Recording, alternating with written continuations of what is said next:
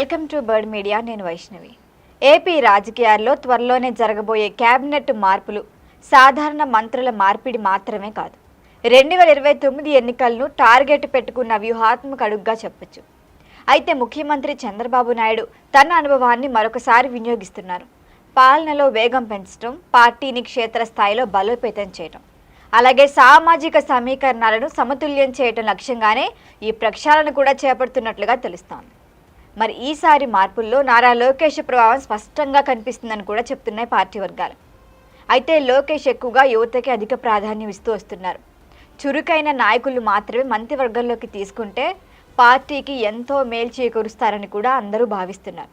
మరి శాఖలపై ఎవరైతే పట్టు లేని వాళ్ళు ఉన్నారో, వాటితో పాటు కొన్ని వివాదాల్లో చిక్కుకొని ఉన్నవాళ్ళు, అధికారులపై సమర్థవంతమైన నియంత్రణ చూపలేని మంత్రులకు ఈసారి ఖచ్చితంగా ఉద్వాసన చెప్పే సంకేతాలైతే కనిపిస్తున్నాయి.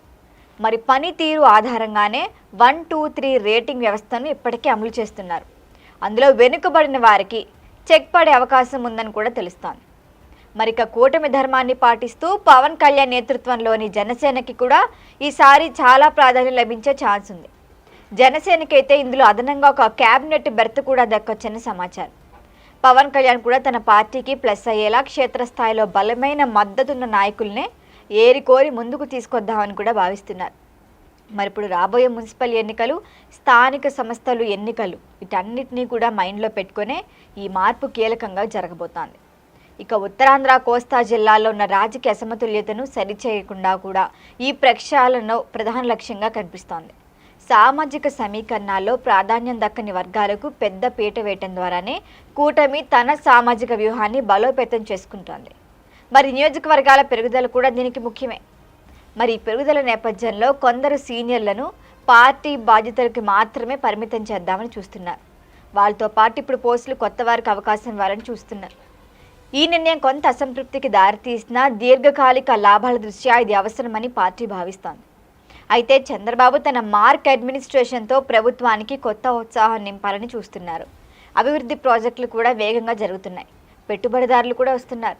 మరి వాళ్ళను ఆకర్షించడం, పరిపాలనలో పారదర్శకత పెంచడం వంటి అంశాల్లో స్పష్టమైన ఫలితాలు సాధించాలని టార్గెట్గా పెట్టుకుంది ప్రభుత్వం. ఇక 2029 ఎన్నికలకి ముందే ప్రభుత్వ పనితీరుపై స్పష్టమైన ముద్ర వేద్దామనే ప్రయత్నం అయితే చంద్రబాబుది.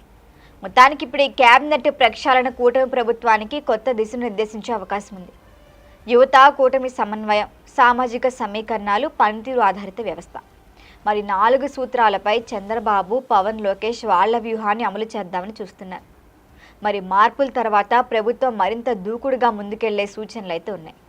ఇక 2029 రాజకీయ సమరానికి ఇదే తొలి అడుగు కావచ్చని కూడా భావిస్తున్నారు. మరి దీనిపైన మీ అభిప్రాయాన్ని కామెంట్ చేయండి. చూస్తూనే ఉండండి బర్డ్ మీడియా.